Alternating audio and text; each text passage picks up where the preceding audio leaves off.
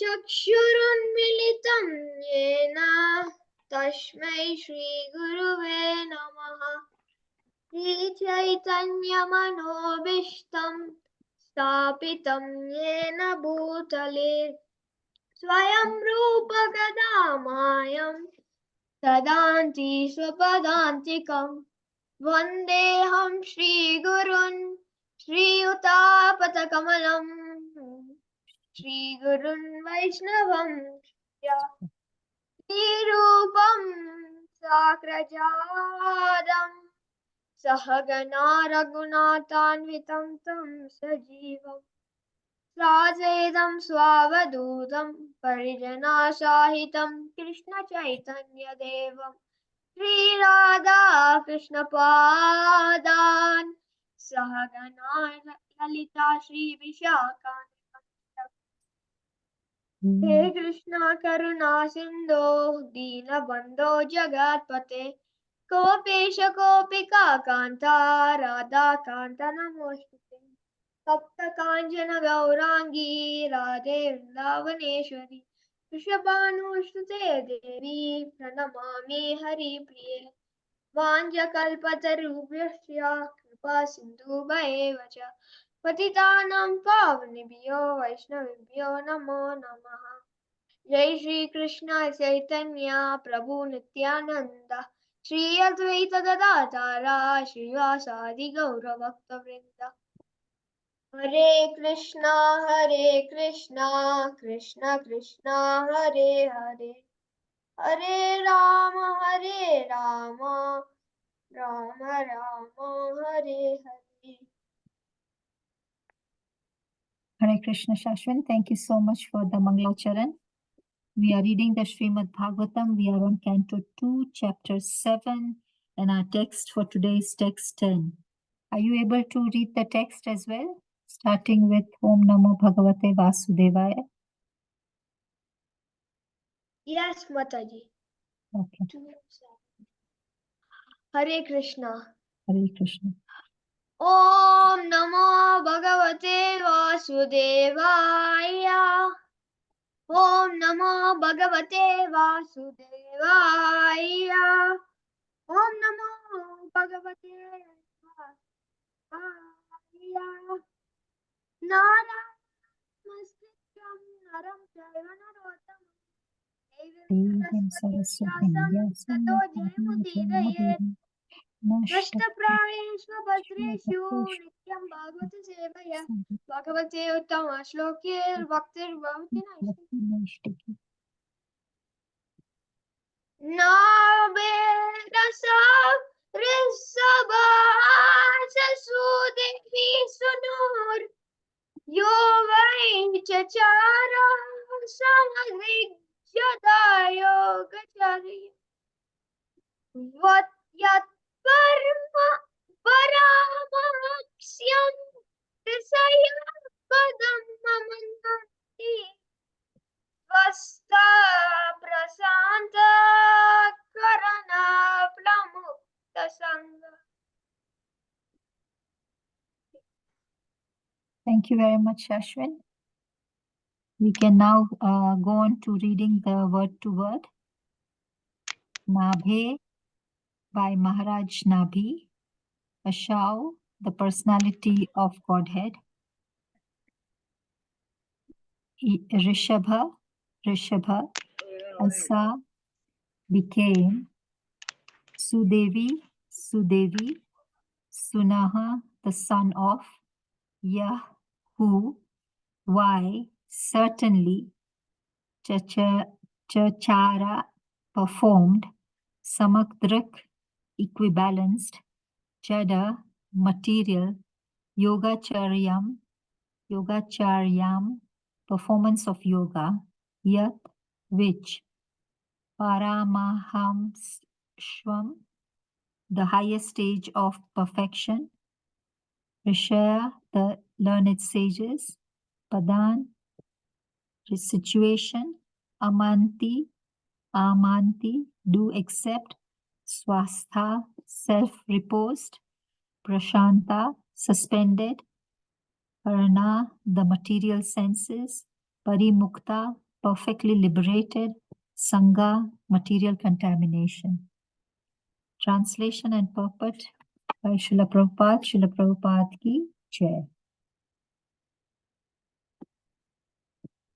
Translation is, the Lord appeared as the son of Sudevi, the wife of King Nabhi, and was known as Rishabdev. He performed materialistic yoga to equibalance the mind. This stage is also accepted as the highest perfectional situation of liberation, wherein one is situated in oneself and is completely satisfied. Hare Krishna, I'll go on to the purport as we are waiting for Mataji to join. Out of the many types of mystic performances of self-realization, the process of Jada Yoga is also one accepted by the authorities.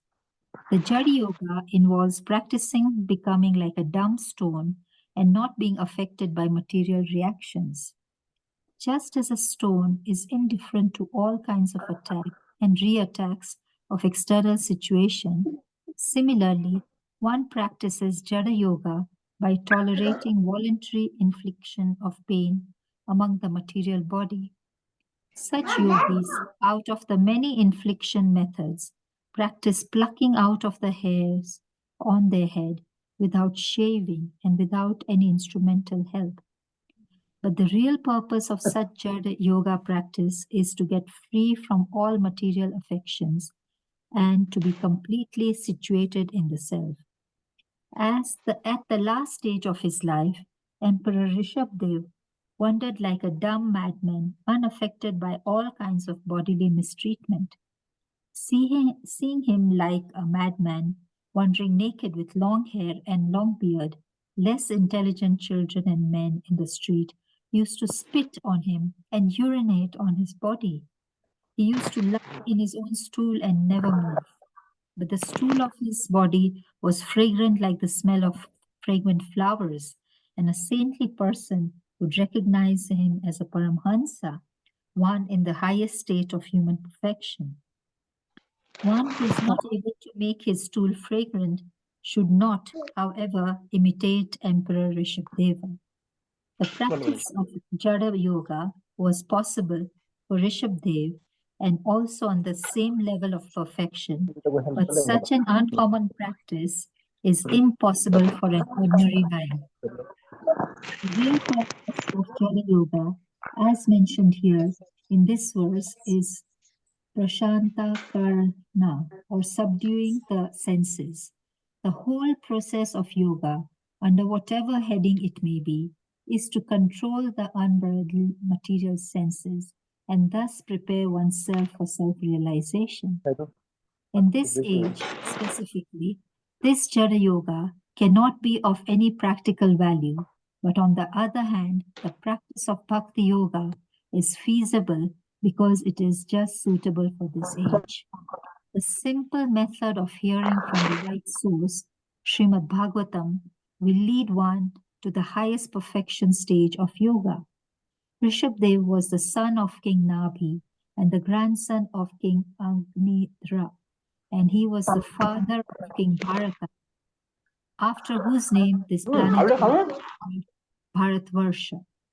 Rishabdev's mother was also known as Meru Devi, although her name is mentioned here as Sudevi. It is sometimes proposed that Sudevi was another wife of King Nabhi, but since King Rishabdev is mentioned elsewhere as the son of Meru Devi, it is clear that Meru Devi and Sudevi are the same person under different names. Hare Krishna. Hare Krishna, Mataji, Danvat Pranam.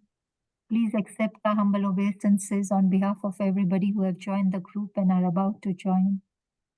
Mataji, thank you for making yourself available and giving your precious time.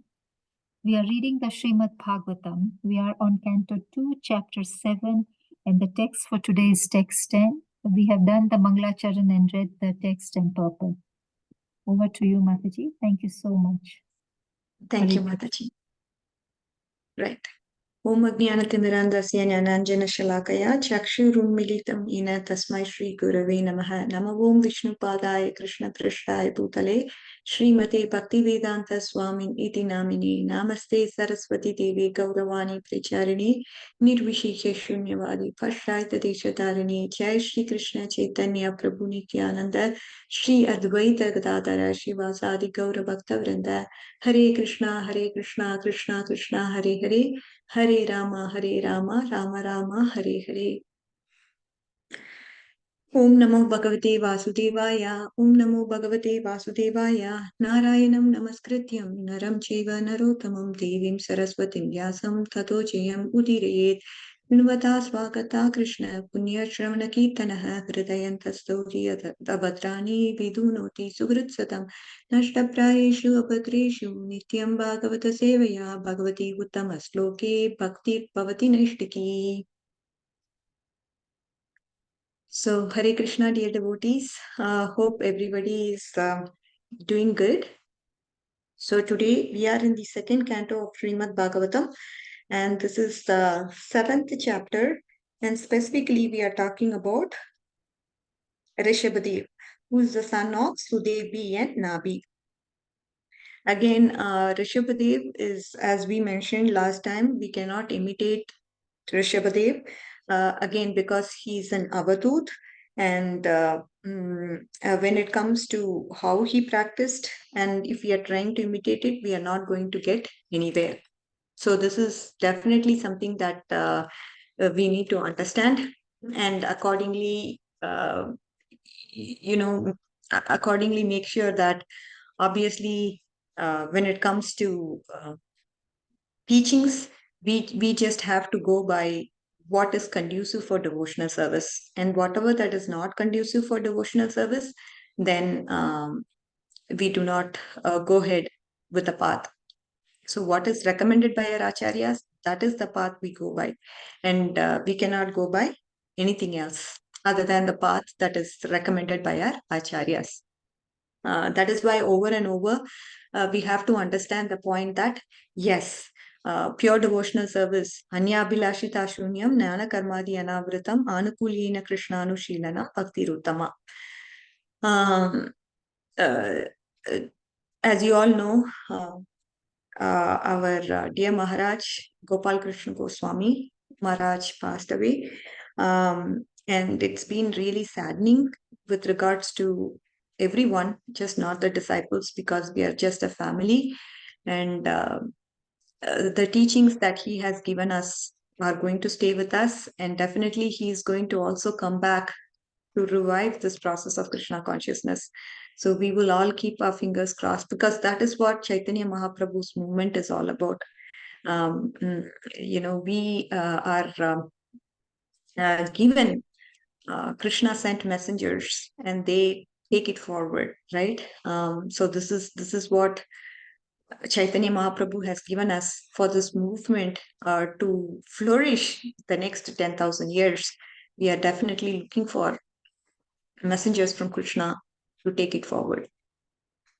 Again, I just want to talk about a little bit about the culture of love and appreciation that we have. So,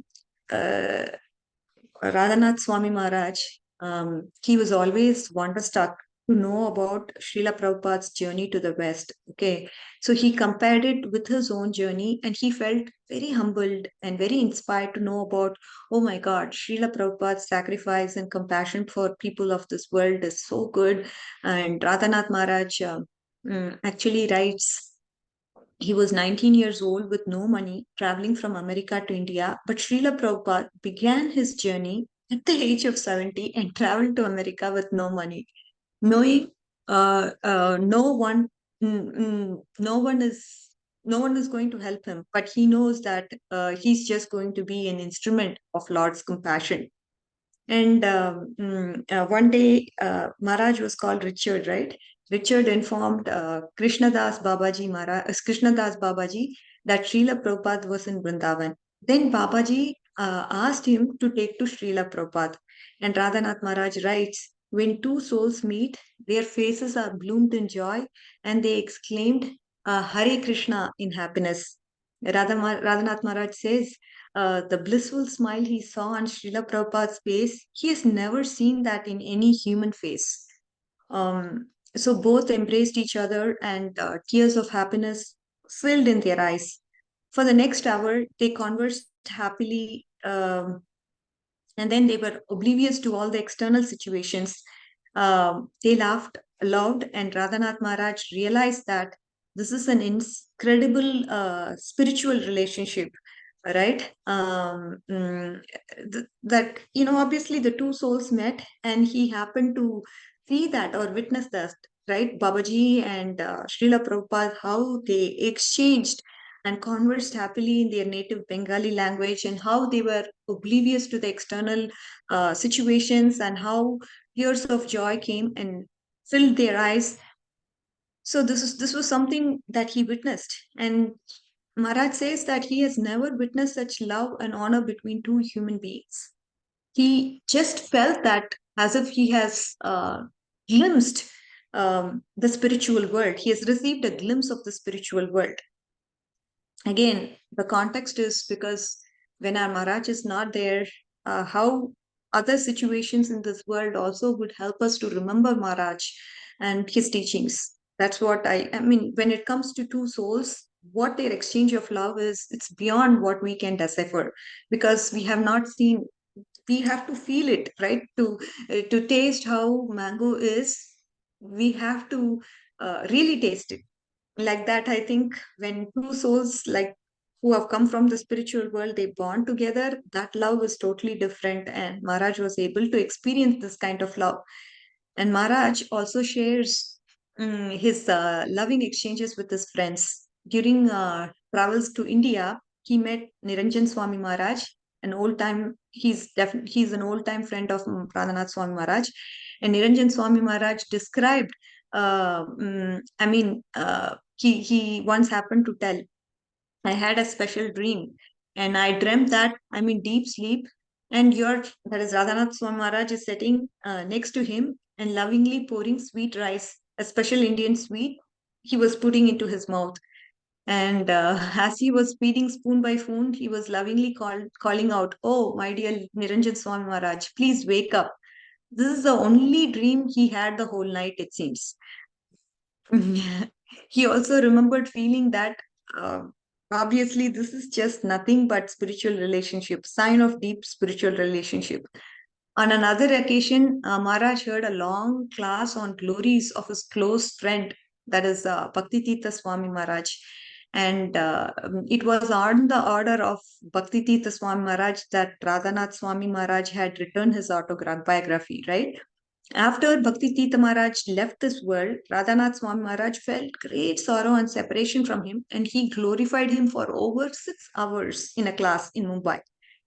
Can you believe it? In front of 2,000 people who heard the whole class and wrapped up attention.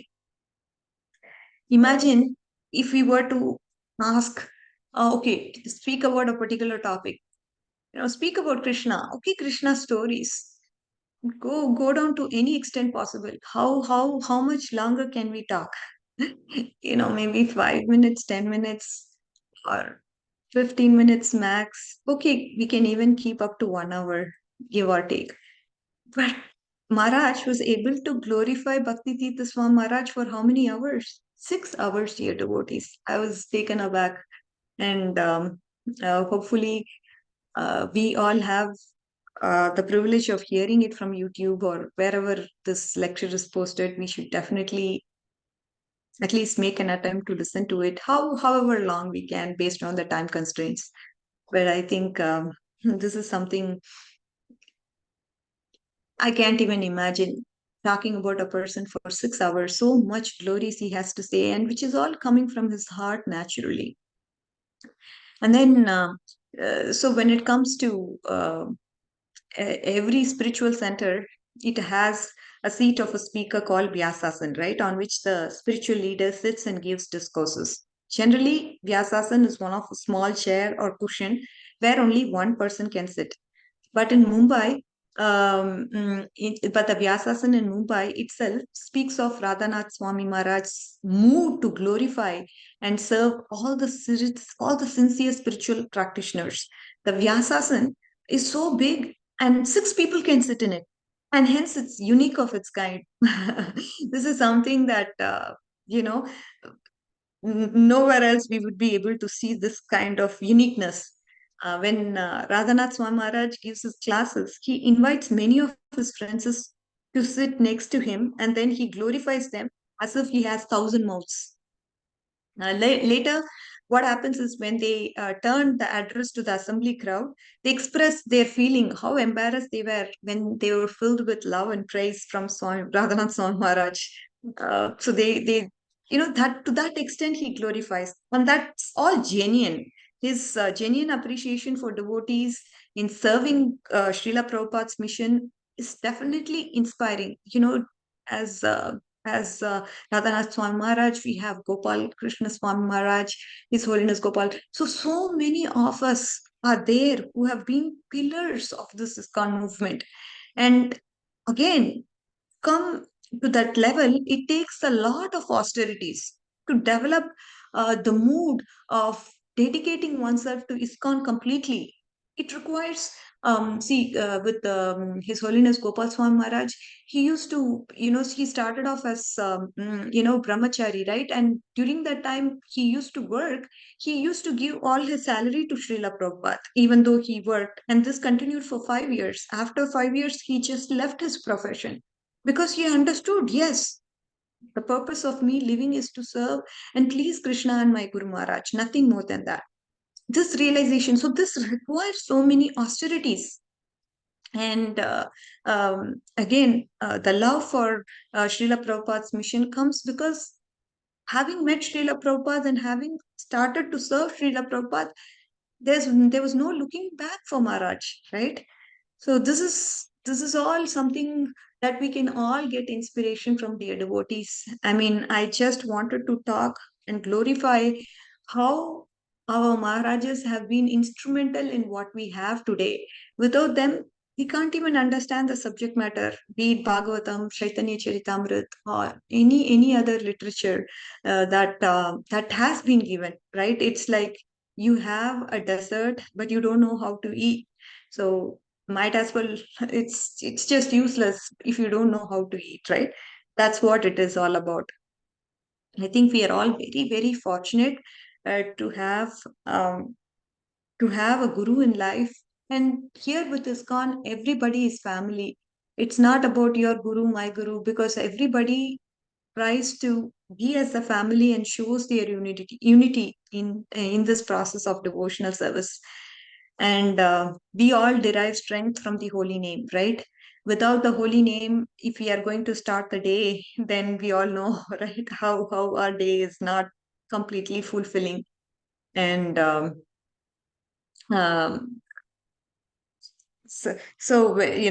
deriving when I just say about deriving strength from the holy name, um, eh, so this remembers me of a story by Radhanath Swami Maharaj, right? He had a profound experience at the convent of Mother Teresa.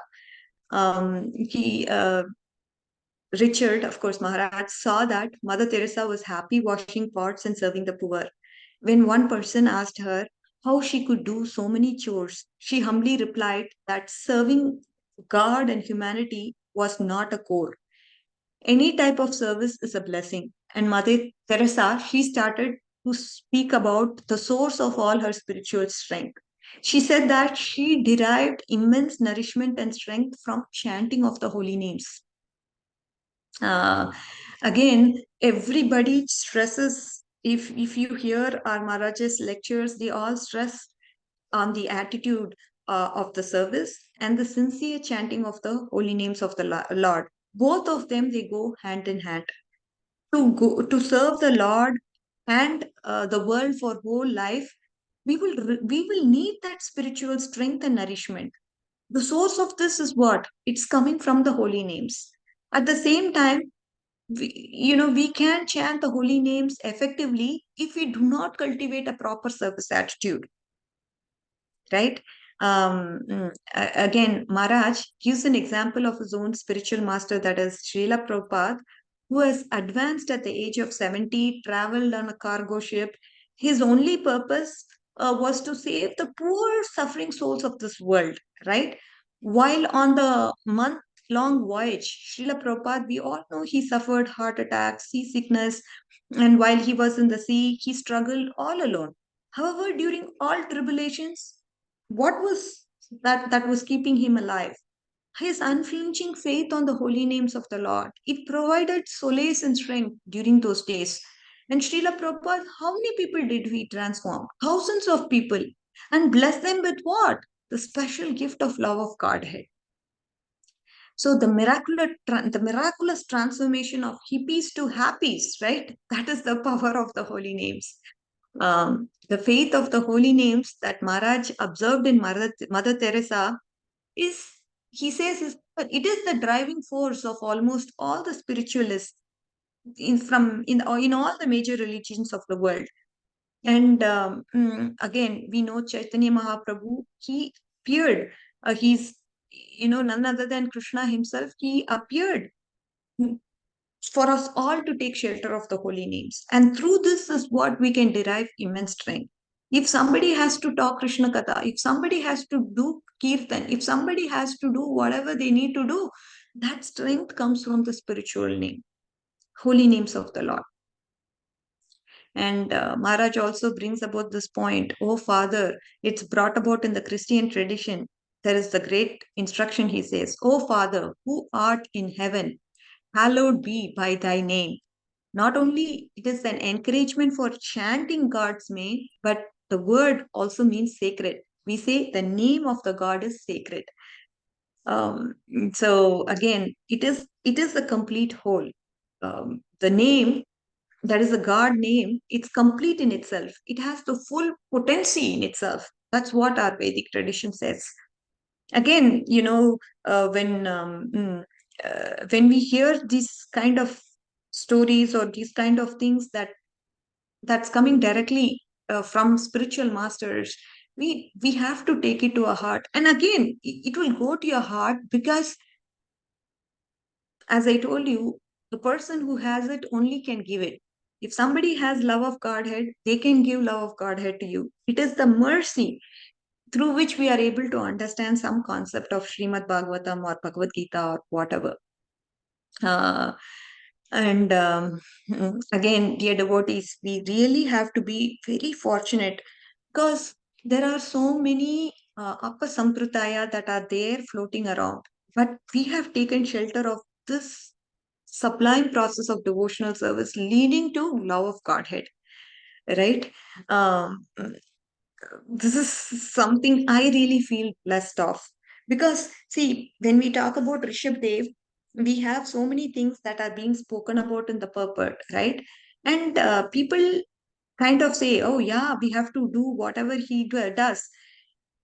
For him, he practiced the yoga and the mystic performances for self-realization, that is Jata Yoga.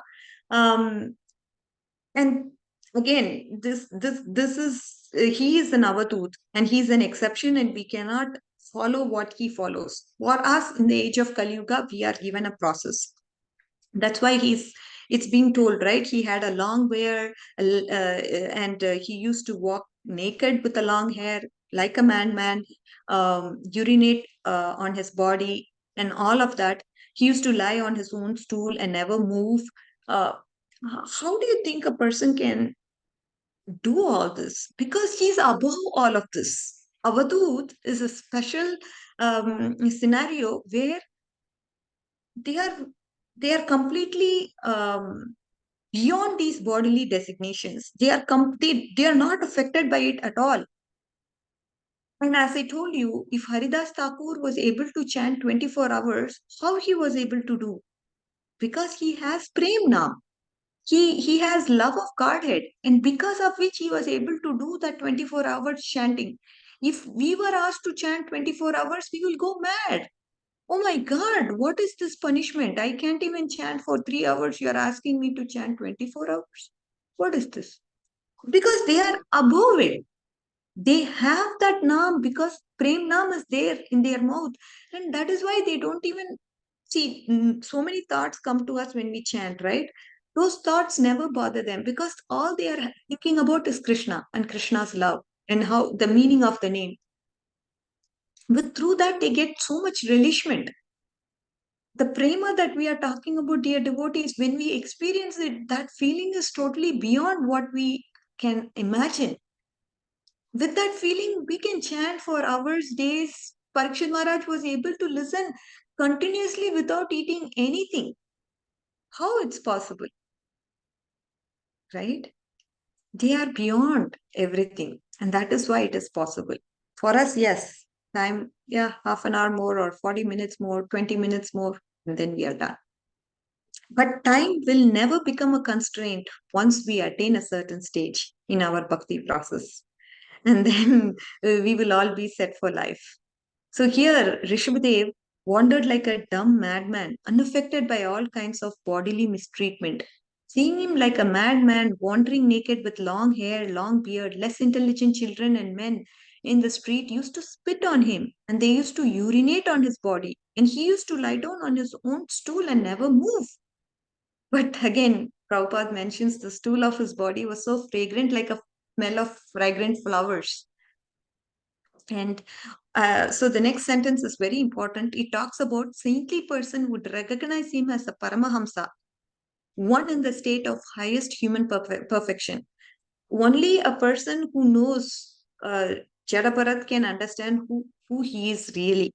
Others who have materialistic mind, who are less intelligent and do not comprehend what spirituality is all about, they cannot understand him. And in the process, what are we doing? We are committing aparadh. We are committing offenses. So this is the point, dear devotees. When we do not know somebody is of what spiritual caliber, we are not supposed to comment or criticize them. Again, that comes very naturally to us. That is where we need to stop and say, no, I cannot, without knowing him, I cannot comment on him. Because through that process, we are downgrading ourselves and we are prohibiting ourselves from getting mercy. So this is not recommended. Very, very important, because looking at a person, we may just have our um, mm, own assumptions, so as to speak, and that's not going to help us progress in the path of Krishna consciousness. Okay, dear devotees. And then when it comes to the practice of Jata Yoga, it is possible for Rishabdevs and others on the same level of perfection. But such uncommon practice is impossible for an ordinary man. And then in the process, what happens is these teachings get misrepresented, in many ways, and people start following their own ideology, whichever is convenient to them, and call it, oh yeah, this is this such and such, and all that is not going to lead them anywhere. So that's why I feel fortunate that we've got into the right process and we are with the right set of people when it comes to association. So all this is very important because to protect us from falling down, we need a good set of company, right? And this is all already there for us because of Srila Prabhupada and Guru Maharaj's mercy. And then it said, the whole process of yoga, under whatever heading it may be, is to control the unbridled material senses and thus prepare oneself for self realization. Again, dear devotees, with our Krishna conscious process, we don't have to do anything artificially. Because if you're attached to Krishna, I always tell this, if you're attached to Krishna, then detachment to material things automatically happen. You don't have to force yourself. I may have in the past loved to go somewhere, but now I'm not inclined because our process is such that it automatically just gets that love towards Krishna, because of which we don't want to do something that doesn't please Krishna or Guru Maharaj. You don't even feel like doing it. You don't even miss it anymore. So that's what happens to us. So we don't have to go like Jnana Yogis, where they try to control their senses, because that is how they'll be able to focus their mind. And they try to do it. They try to do the process of detachment. And that's why there comes a stage of Nishkam Karma Yoga, right? Where you are not affected by dualities. Whatever happens, be it loss or be it profit, you don't react to it at all, because you have crossed that stage of being attached to something, because now you're detached. Only when a person is detached to material things can they not react when it's profit or loss, right? Otherwise it becomes difficult. We lose $10. Oh my god, I don't sleep my whole I don't sleep the whole night. Then where is the question of detachment, right? It's very hard, dear devotees. But as you understand, the life that you are here is very short. In this life, I can only do so much. When we understand the futility of this material jobs that we are in, then eventually that detachment will come. Again, the family situation will be there. Still, oh, I may be ready, but my family wants me to work, so let me work, right? And then we also eventually start developing attachment to the work that we do. Oh my God, I cannot rest in peace if I don't work for the day. I, I I don't feel good. There's something missing in my life. This is all this is all something that we need to overcome. And whether it can happen in this life or not, we don't know. But eventually we have to come to a stage where I want to just think about Krishna. I just want to glorify Krishna. I want to listen to his lectures. I want to chant. I want to decorate the deities. I have so much to do that I don't have time to think about work or anything of that matter. Uh, so that stage has to naturally come. We should not force that at all on our end. We cannot force that to happen. But there will come a point where you will become naturally attached to doing these things that are related to Krishna. And that is the day we have to understand, dear devotees, it's not through our endeavor.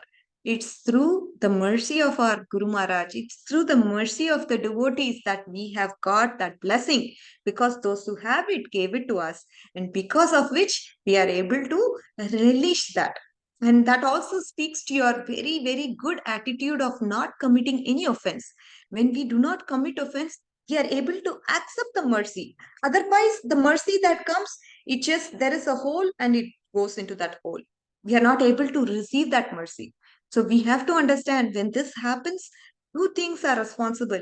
One is the mercy of our Guru Maharaj, mercy of great devotees, because of which we are able to relish whatever, be it 10 hours, 12 hours, we are able to do it because of their mercy. Second thing is, you have not committed offense on your end, because of which you are able to receive whatever mercy they have given you.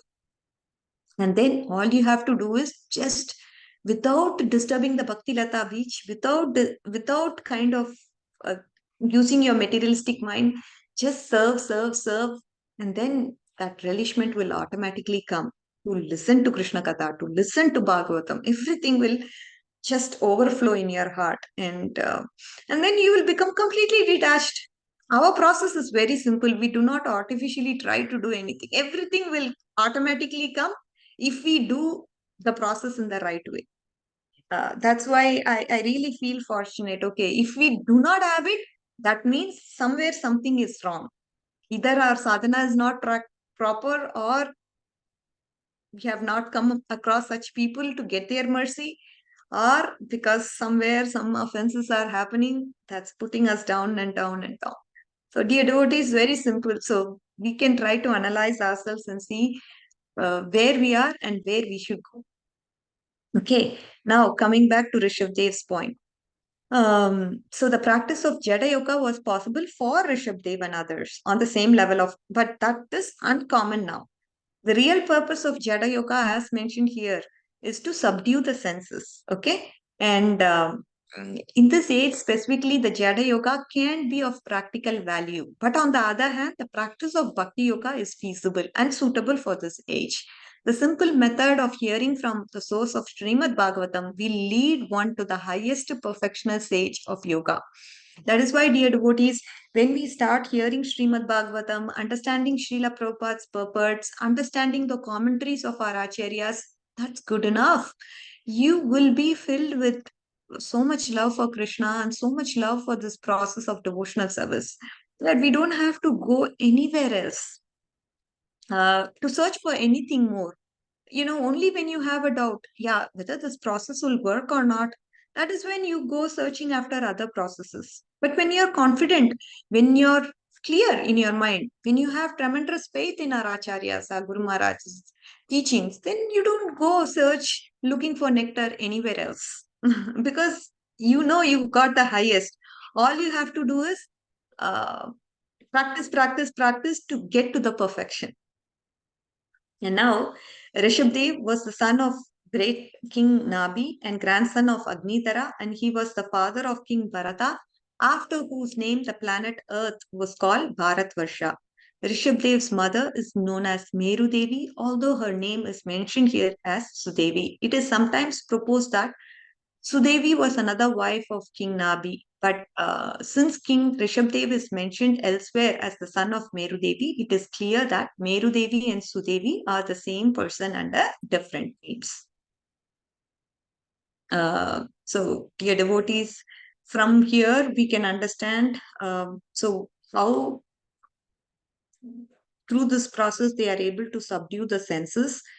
We all know senses are so uncontrolled.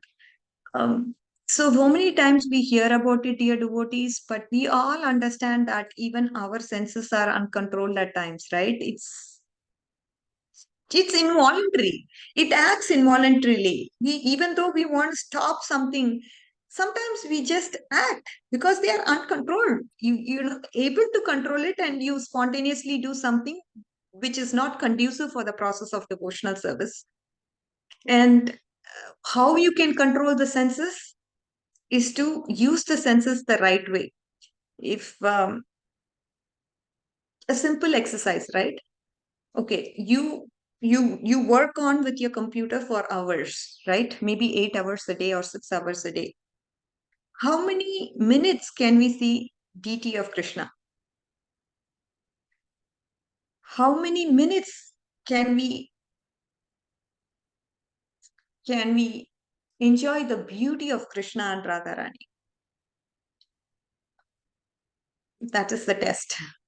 It's a very, very hard test to pass, right? As I told you, this process is designed such that it has to come, otherwise you can't enjoy. It cannot be.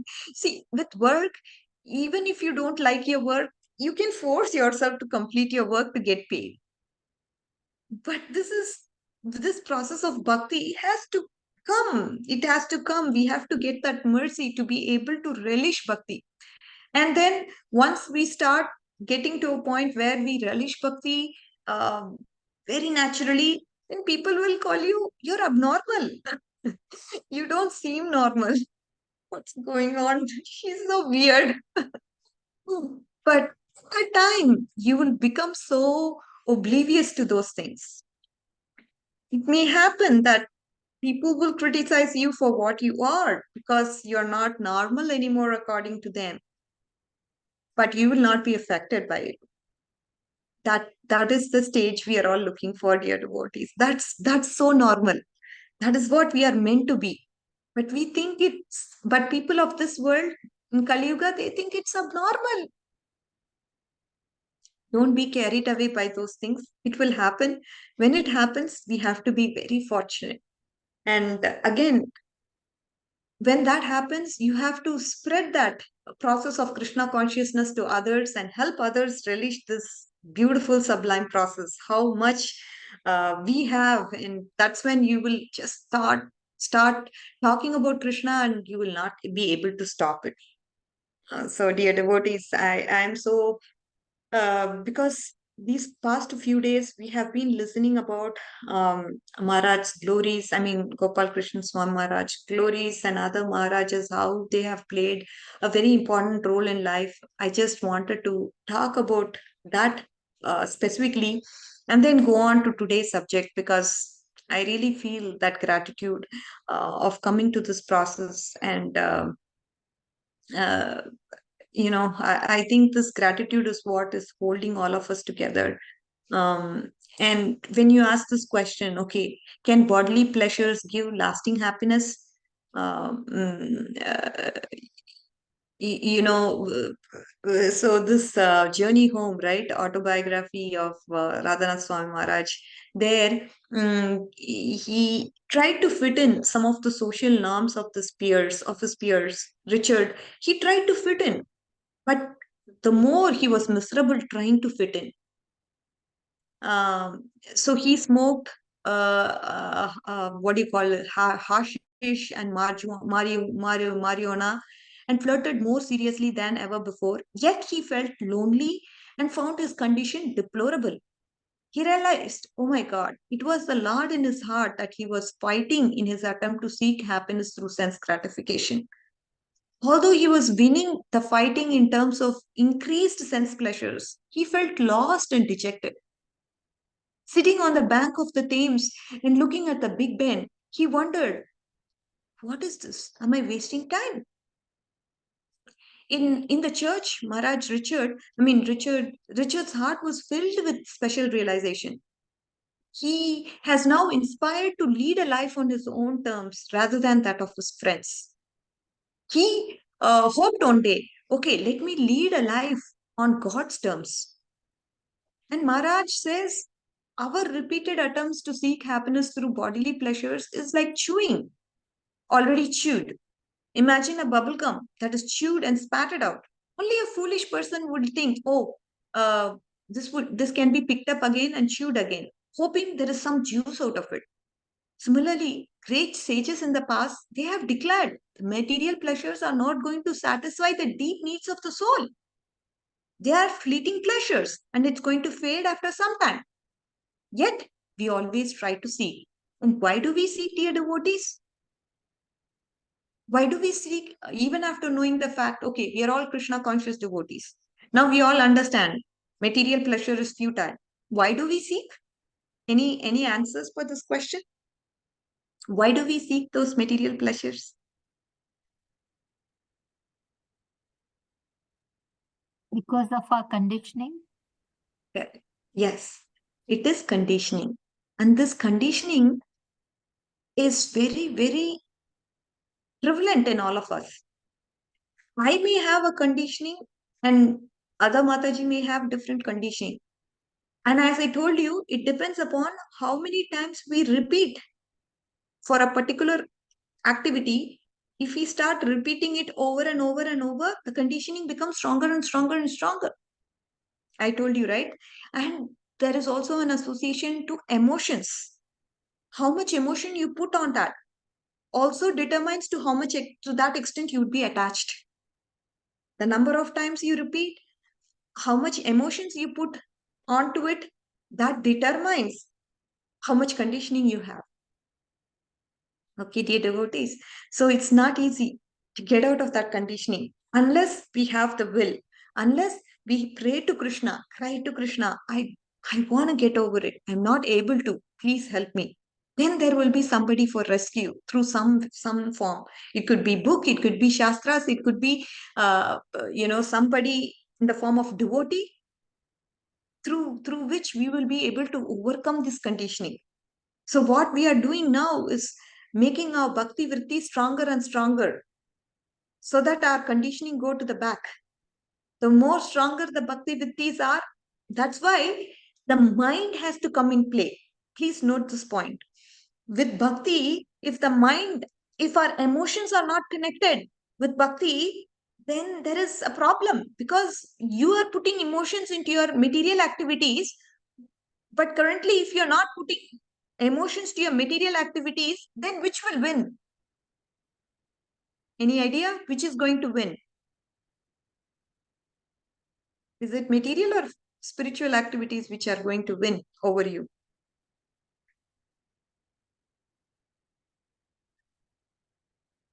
If you put emotions, wherever you put emotions, that will take a lead over anything.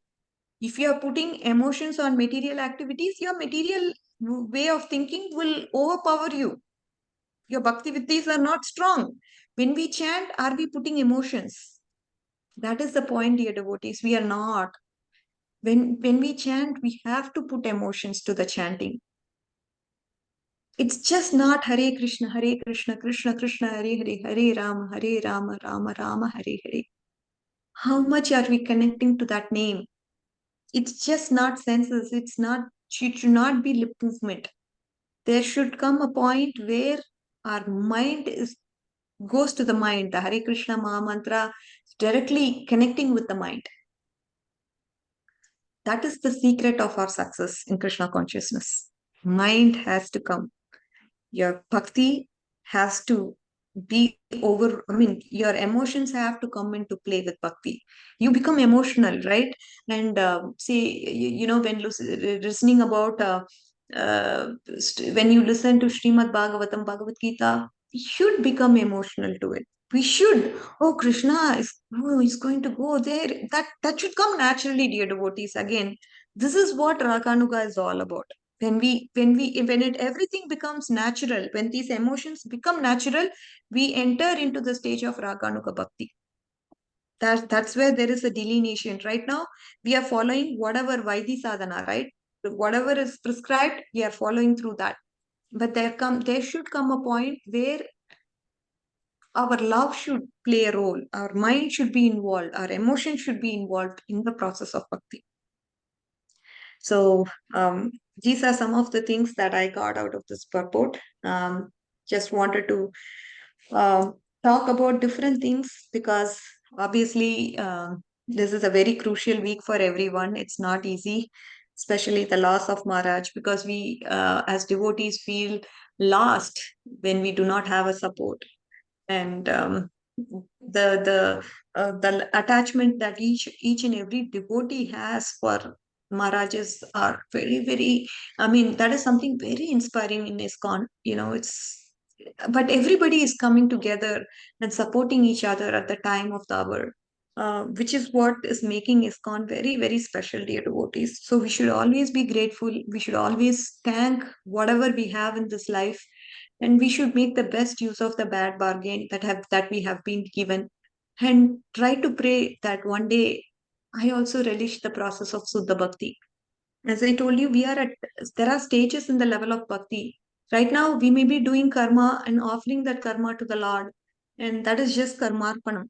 Okay, we have not entered into Shuddha Bhakti. We should never think we are pure devotees of the Lord. The day when Anya Abhilashita is fulfilled, that is when our pure devotion is started, Shraddha. Right? Till then, we have to keep aspiring, and be in the right set of devotees. Please do not go under wrong association and get your mind corrupted with the wrong philosophies and ideologies. That's not helpful for our Krishna conscious process. Try to protect yourself from all those, okay? All those people, all those surroundings, and always stay safe, dear devotees. So with this, we will complete today's class. Vanchakalpatarubhyasya kripasindubhyev cha patitanam pavanebhyo Vaishnavibhyo namo namaha. Ananta Koti Vaishnav Vrind ki jai. Namacharya Srila Haridas Thakur ki jai. Srila Prabhupada ki jai. Gaura Bhakta Vrind ki jai. All glories to the assembled devotees. All glories to Srila Prabhupada and Guru Maharaj. Hare Krishna. Thank you, dear devotees. Hare Krishna. Thank you very much, Mataji, for those kind words. Most of the devotees on this call are initiated by Guru Maharaj. So, because Africa fell under his jurisdiction. So all of us, most of the devotees are initiated by Gopal Krishna Maharaj. So yes, we are feeling the loss, and we've been chanting and doing special prayers. So thank you. We are really grateful for you also, to you as well, to mention that. He's Path Prabhu's Guru Maharaj as well. So Path Prabhu is really, all of us are feeling his loss because we've all met him on numerous occasions. So there are some aspiring ones as well over here who did not get a chance to get initiated. So with that, Mataji, I just had one question before I hand over to Path Prabhu. Mataji, is Rishabdev one of the Jain Tirthankars? Because I went to a temple, a Jain temple in a place called Ranakpur, and there they said that they had Mahavir, a lot of deities over there, and then there was one deity that was black, and he was Rishabdev, and they said this is Krishna's reincarnation. This is one of Krishna's reincarnations. So So the thing is, I think so. What at least from our ISKCON devotees, I have learned is that somehow the principles of Rishabdev have been misconstrued in Jainism. So yeah, it's just not right. Again, as I told you, that it has been misconstrued, and that is why it's very important for us to stay. You know, it may look as if everything is right, because you have certain, see, with impersonalism itself, we have Mayavad and Brahmavad. Whether you go to the Mayavadis or Brahmavadis, that would determine where your future is. So again, with Jainism, it definitely got misconstrued, Mataji. It's not the right philosophy. And again, this is not suitable for this age, so they cannot practice even if it is right. So again, beyond doubt, they tried to bring it, but again, I was told that there were so many things that got changed to make it convenient, and then, you know, following things like having a all that is not what religion is all about, right? I mean, but yeah, when you look at the externals and leave the philosophy aspect of it, and when you look at the philosophy, misconstrue it, there comes problems. It just opens you to a can of worms, and we cannot reach the destination through this process. It's not possible. Yeah. So I really don't want to go deep, because even I don't know. I mean, once it's told, yeah, just leave it, and because we have so many things to focus on with yeah. our life. Yeah. So there's no time for other philosophies, how it's wrong, why it's wrong, what are they doing. Some people, they really want to know because that's their nature, right? Gossip, trying to know more. You just have to come out of that. But yeah, but this is what I've been told, Mataji. So I just take it and just say yes, thanks. Not much. Thank you very much. I now hand over to Path Prabhu. Path Prabhu, are you able to end this session for today? Hare Krishna. Hare Krishna, Hare Krishna. Thank you, Mataji, for your nice class. Just I'm giving just one input. That one, the Rishabdev, the like Mahavir Jain is the incarnation of Rishabdev. That is the coming. But the thing is that, like you told, the teachings are okay. But when it is going again and again, the generation of a generation, like generation gap, then the teaching is the main principles are missed.